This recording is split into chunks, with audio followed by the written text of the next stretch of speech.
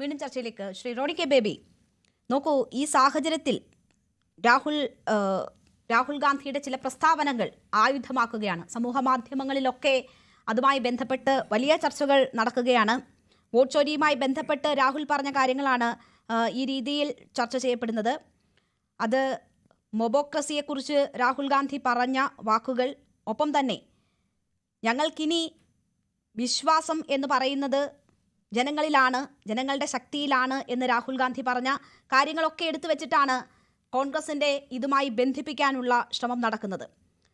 Congress party strategy is to challenge the integrity of India's electoral system by building public pressure.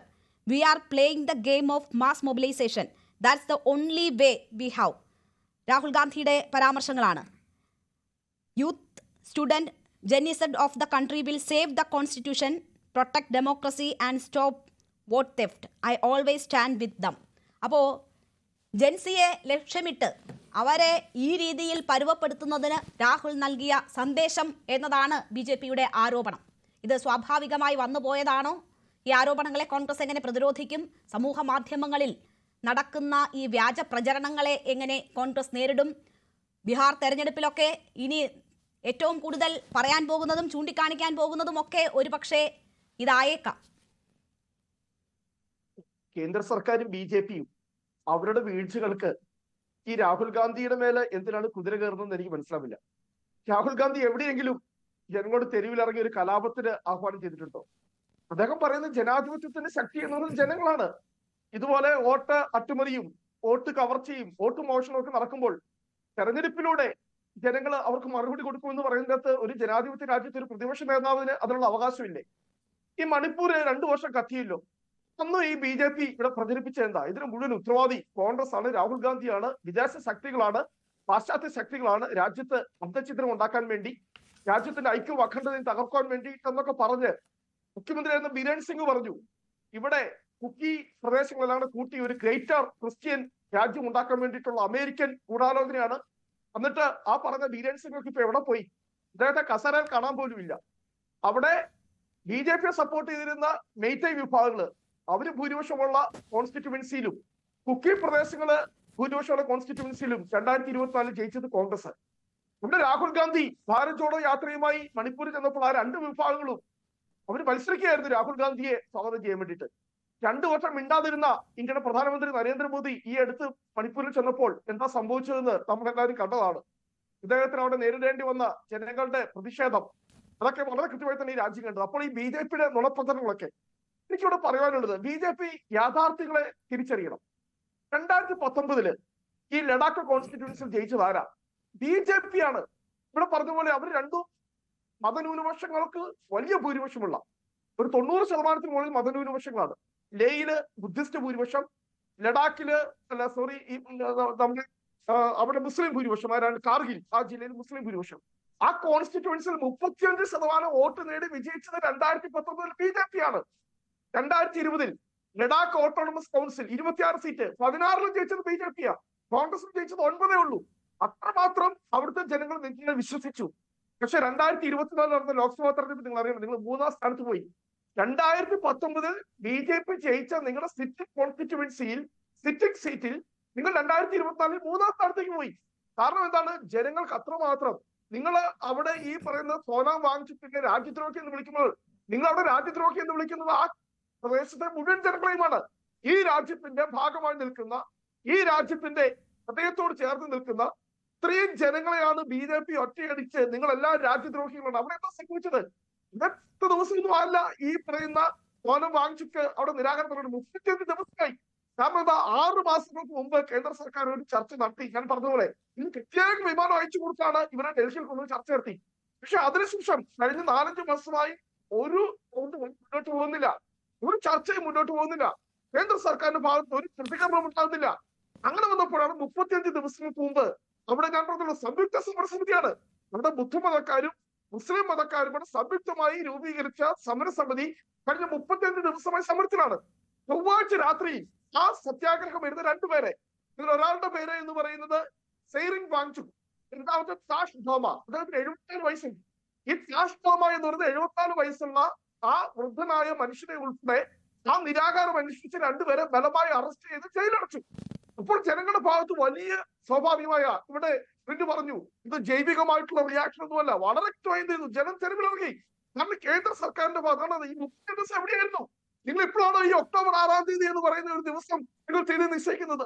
നിങ്ങൾക്ക് എന്താ ഇത്ര ബുദ്ധിമുട്ട്? നിങ്ങളെ വിശ്വസിച്ച, ഞാൻ പറഞ്ഞതുപോലെ നിങ്ങളുടെ കാശ്മീർ പോളിസിയെ വിശ്വസിച്ച, നിങ്ങളുടെ കാശ്മീർ നയത്തെ വിശ്വസിച്ച, ഈ ലഡാക്കിനെ കേന്ദ്രഭരണ പ്രദേശമാക്കിയ BJP ഗവൺമെന്റിന്റെ തീരുമാനത്തിന് എല്ലാ പിന്തുണയും നൽകിയ, നിങ്ങളുടെ MPയെ വിജയിപ്പിച്ച, ആ കൗൺസിലിൽ BJPക്ക് ഭൂരിപക്ഷം നൽകിയ ആ ജനങ്ങളെ BJPയും കേന്ദ്ര സർക്കാരും വഞ്ചിക്കുകയാണ് എന്നതൊരു വലിയ വികാരം. ഞാൻ ഉന്നയിച്ച ഒരു കാര്യത്തോട് പ്രിന്റ് മറുപടി പറഞ്ഞില്ല. 2019 ശേഷമാണ് PFC ഇല്ല, പബ്ലിക് ഒരു നിയമനം പോലും അവിടുത്തെ സംസ്ഥാന സർവീസിൽ നടക്കുന്നില്ല. ഈ യൂണിയൻ ടെറിട്ടറി ലഡാക്കിൽ നടക്കുന്നില്ല. 5000 വേക്കൻസി നിൽക്കുന്നു.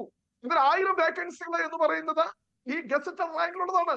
അവിടുത്തെ മാക്സിമം അപ്പർ ലിമിറ്റ് എന്ന് പറയുന്നത് 30 ഇത് അത് കൂട്ടാൻ വേണ്ടി കേന്ദ്ര സർക്കാർ തയ്യാറായിട്ടില്ല. കാരണം കഴിഞ്ഞ 4-5 വർഷമായി ഞാൻ പറഞ്ഞല്ലോ, ഇന്ത്യയിൽ പോലും 10% അഭ്യസ്തവിദ്യരായിട്ടുള്ള ആളുകൾ തൊഴിലില്ലായ്മയെങ്കിൽ അത് പരിശോധിക്കുന്ന കണക്കുകൾ ഇവിടെ 33%. സ്ത്രീകളുടെ എന്ന് പറയുന്നത് 40%. ജനങ്ങൾക്ക് തൊഴിലില്ല, സർക്കാർക്ക് തൊഴിലില്ല.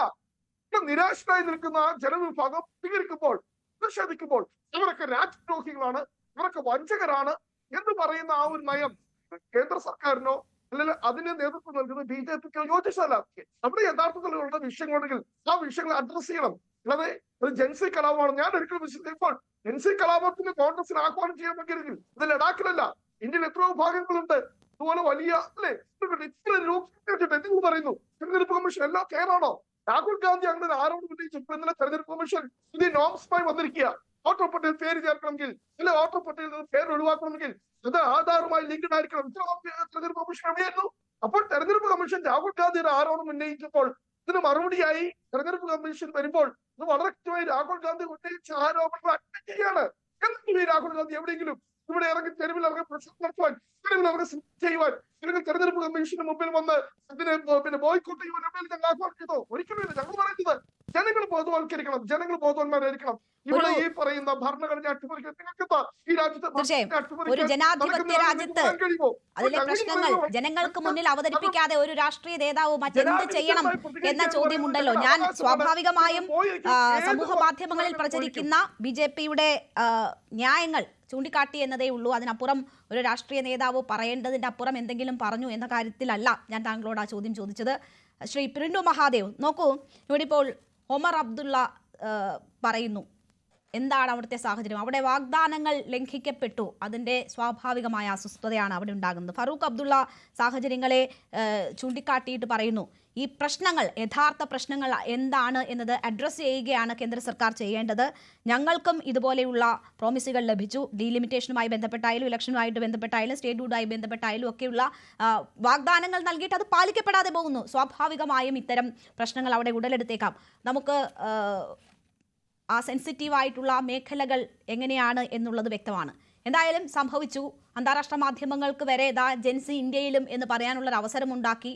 ഇനിയെങ്കിലും അടിസ്ഥാന പ്രശ്നങ്ങൾ പരിഹരിച്ച് മുന്നോട്ട് പോവുക എന്നതിലേക്കല്ലേ ശ്രദ്ധ വരേണ്ടത്. അല്ലാണ്ട് 1988 മുതൽ കുട്ടികളുമായി ബന്ധപ്പെട്ടുള്ള ഇൻസ്റ്റിറ്റ്യൂഷൻ സ്ഥാപിച്ച് അവിടെ വാങ്ചുങ് പ്രവർത്തിക്കുന്നുണ്ട്. അയാൾ ഇപ്പോഴാണ് ഏതെങ്കിലും തരത്തിൽ ചാരനാണ് എന്ന് കണ്ടെത്തുന്നതെങ്കിൽ അതുപോലും ഈ കേന്ദ്ര സർക്കാരിന്റെ വീഴ്ചയാണ് എന്ന് വരും. അങ്ങനെയല്ല, നിങ്ങൾ ഈ പറയുന്നത് പോലെ അടിസ്ഥാന വികസനത്തിന് കൃത്യമായിട്ടുള്ള പദ്ധതികൾ തയ്യാറാക്കിക്കൊണ്ടാണ് കേന്ദ്ര സർക്കാർ മുന്നോട്ട് പോകുന്നത്. കഴിഞ്ഞ 2019 മുതൽ 25 വർഷം 2,16,000 കോടി രൂപയുടെ വികസന പദ്ധതികൾക്കാണ് അവിടെ തുടക്കം കുറിച്ചിട്ടുള്ളത്. ചെറുതും വലുതുമായിട്ടുള്ള 312 പാലങ്ങളാണ്. കാരണം ദുർഘടമായ പാതകളാണ്, ഹിമഭൂമിയാണ്. അവിടെ കൃത്യമായിട്ടുള്ള ഒരേ ഒരു സാധ്യത ടൂറിസമാണ്.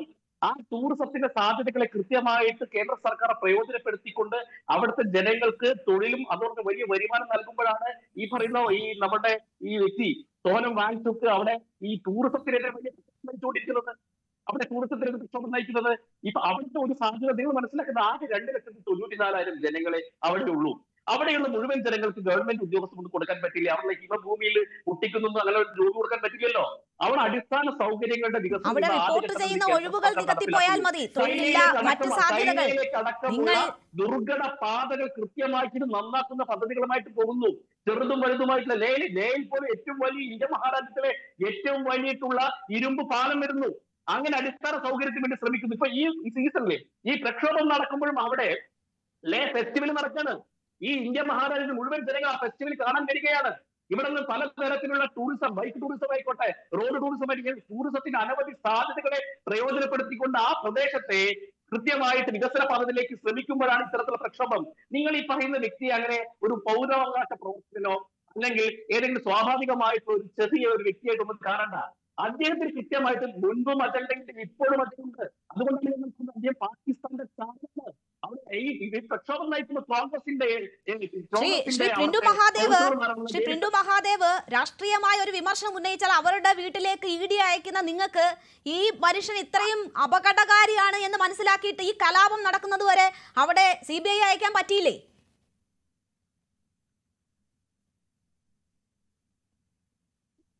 അദ്ദേഹം കൃത്യമായിട്ട് പാകിസ്ഥാനിലെ ബ്രീത്ത് പാകിസ്ഥാൻ പ്രോഗ്രാമിൽ പോയത് മുതൽ തന്നെ കേന്ദ്ര സർക്കാരിന്റെ റഡാറിലായിരുന്ന വ്യക്തി. അവിടെ നിന്ന് അറിയാമല്ലോ, അദ്ദേഹം അവിടെ പോയിട്ട് ഇവിടുത്തെ ബംഗ്ലാദേശിന്റെ പ്രധാനമന്ത്രിയെ കണ്ടുകൊണ്ട് ഇങ്ങോട്ട് വരുന്ന സമയത്ത് അദ്ദേഹത്തിന്റെ മനസ്സിലിരിപ്പ് എന്താണെന്ന് പല ആളുകളും ഇവിടെ കപട പരിസ്ഥിതിവാദികളും വലിയ എഡ്യൂക്കേഷൻ പ്രവർത്തകരുമായിട്ടാണ് അവരുടെ രംഗപ്രവേശനം ഉണ്ടാവുക. അവരുടെ യഥാർത്ഥ സ്വത്വബോധം പുറത്തെടുക്കുന്ന കേന്ദ്ര സർക്കാർ അവരെ അടിച്ചമർത്തും. അങ്ങനെ ഒരു വ്യക്തി അവിടെ നിരാഹാരം അനുഷ്ഠിക്കുമ്പോൾ ആ സാഹചര്യം ഒരു കലാപത്തിലേക്ക് നീങ്ങുമെന്ന് കാണാനോ അതിൽ ഇടപെടാനോ 4 മനുഷ്യരുടെ ജീവൻ നഷ്ടപ്പെടുന്ന സാഹചര്യം ഒഴിവാക്കാനോ കഴിയില്ല എങ്കിൽ അത് ആ സംവിധാനത്തിന്റെ വീഴ്ചയാണ്. അത് ആ സംവിധാനത്തിന്റെ വീഴ്ചയാണ് എന്ന് താങ്കൾ സ്വയം സമ്മതിക്കുകയാണ്. ശ്രീ പ്രിന്റു, താങ്കൾ സ്വയം സമ്മതിക്കുകയാണ്. താങ്കൾ വാദിച്ച് അപകടത്തിലേക്ക് പോകുന്നു. ആ അത്രയും അപകടകാരിയായ വ്യക്തി ഒരു നിരാഹാര സമരം നടക്കുന്നു, അതിനെ വഴിതിരിച്ചു വിടാൻ ശ്രമം നടക്കുന്നു എന്ന് കണ്ടിട്ട് അത് ഒഴിവാക്കാൻ പറ്റിയില്ലെങ്കിൽ അത് ആ സംവിധാനത്തിന്റെ കഴിവുകേടാണ്. താങ്കൾ അതാണ് ഇവിടെ തെളിയിക്കുന്നത്. താങ്കളുടെ വാക്കുകളാണ് തെളിയിക്കുന്നത്. നേരത്തെ പറയുന്നത് കേട്ടല്ലോ, ബംഗ്ലാദേശിലെ ജനകീയ പ്രക്ഷോഭങ്ങളെ പോലെ അവിടെ ജനങ്ങൾ കൂടെ ഉണ്ടായിരുന്നില്ല. ഇവിടെ ഇന്ത്യ മഹാരാജ്യത്തിൽ നരേന്ദ്രമോദി സർക്കാരിന്റെ കൂടെ ജനങ്ങളൊപ്പം ഉണ്ട്. അതുകൊണ്ട് അങ്ങനെ ഒരു മോഹവുമായിട്ട് രാഹുൽ ഗാന്ധി ഇറങ്ങി തിരിച്ചാൽ രാഹുൽ ഗാന്ധിയുടെ നെഞ്ചത്ത് വരെ വെടിയുണ്ട വീഴും. ഒരു സംശയവും വേണ്ട. നിങ്ങൾ അതെങ്ങനെ മനസ്സിലാക്കേണ്ട. അങ്ങനെ MC കലാപം ഒരു ചുക്കും ഇന്ത്യ മഹാരാജ്യത്ത് സംഭവിക്കില്ല. അതിനെ അടിച്ചമർത്തുന്ന റോണി, താങ്കൾ മ്യൂട്ടാണ്. താങ്കൾ പറയുന്നത് കേൾക്കുന്നില്ല. റോണി, താങ്കൾ പറയുന്നത് കേൾക്കുന്നില്ല. താങ്കൾ അൺമ്യൂട്ട് ചെയ്തിട്ട് ശേഷം സംസാരിക്കൂ.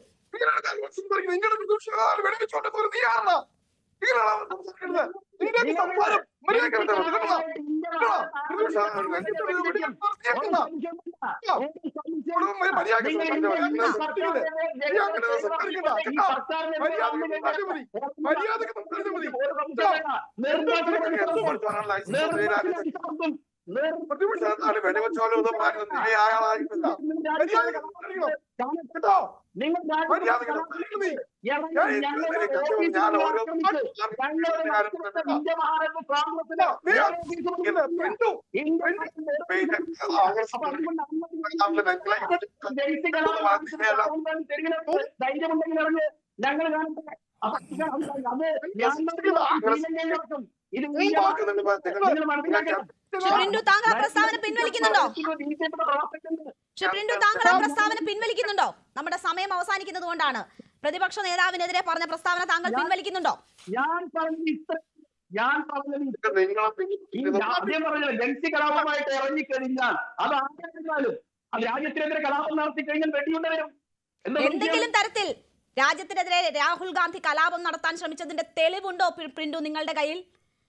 ലഡാക്കിൽ ഇങ്ങനെ ഒരു സാധ്യതയുണ്ടെന്നും ഇതിന് പിന്നിൽ പ്രവർത്തിക്കുന്ന ആളുകൾക്ക് ഇങ്ങനത്തെ ബാക്ക്ഗ്രൗണ്ട് ഉണ്ട് എന്ന് അറിഞ്ഞിട്ടും ആ കലാപം അങ്ങനെ ഒരു സംഘർഷ സാധ്യത ഉണ്ടാകുന്നതിലേക്ക് കാര്യങ്ങൾ പോകാതെ നിയന്ത്രിക്കാൻ കഴിയാത്തതിന്റെ കഴിവുകേട് രാഹുൽ ഗാന്ധിയുടെ പുറത്ത് കെട്ടിവെക്കുന്നത് എന്തിനാണ് ശ്രീ പ്രിന്റു? രാഹുൽ ഗാന്ധിയല്ലേ? മണിപ്പൂർ വിഷയത്തിന്റെ പേരിൽ ഈ രാജ്യത്ത് കലാപം ഉണ്ടാക്കാൻ നോക്കിയത് രാഹുൽ ഗാന്ധിയല്ലേ? ഉത്തർപ്രദേശിലെ സമ്പയിൽ നടന്ന പ്രശ്നത്തിന്റെ ഇടയിൽ അവിടെ കലാപം ഉണ്ടാക്കാൻ ഇറങ്ങിപ്പോയ രാഹുൽ ഗാന്ധിയല്ലേ? എത്ര തെരുവുകളുണ്ട് ഈ രാജ്യത്തിലെ ഇന്ത്യ മഹാരാജ്യത്തിൽ ഇന്ത്യയുടെ തത്വങ്ങൾ സത്യത്തിൽ രാഹുൽ ഗാന്ധി. ഒരു സംശയം വേണ്ട. എന്താ സംശയം? രാഹുൽ ഗാന്ധിയുടെ പ്രസംഗങ്ങൾ ഇപ്പോഴും മ്യൂട്ടാണ്. റോണി പറയുന്നത് കേൾക്കുന്നില്ല. രാഹുൽ ഗാന്ധിക്കെതിരെ എല്ലാ ഉത്തരവാദിത്വവും രാഹുൽ ഗാന്ധിക്ക് മുകളിൽ വെച്ചാൽ ഞങ്ങളുടെ ഉത്തരവാദിത്വം കഴിഞ്ഞു എന്ന് കരുതുകയാണ് BJP എന്നാണ് എനിക്ക് ഈ വിഷയത്തിൽ മനസ്സിലാക്കുന്നത്. മോഹൻ വർഗീസ്, നമുക്ക് സമയം തീരെയില്ല.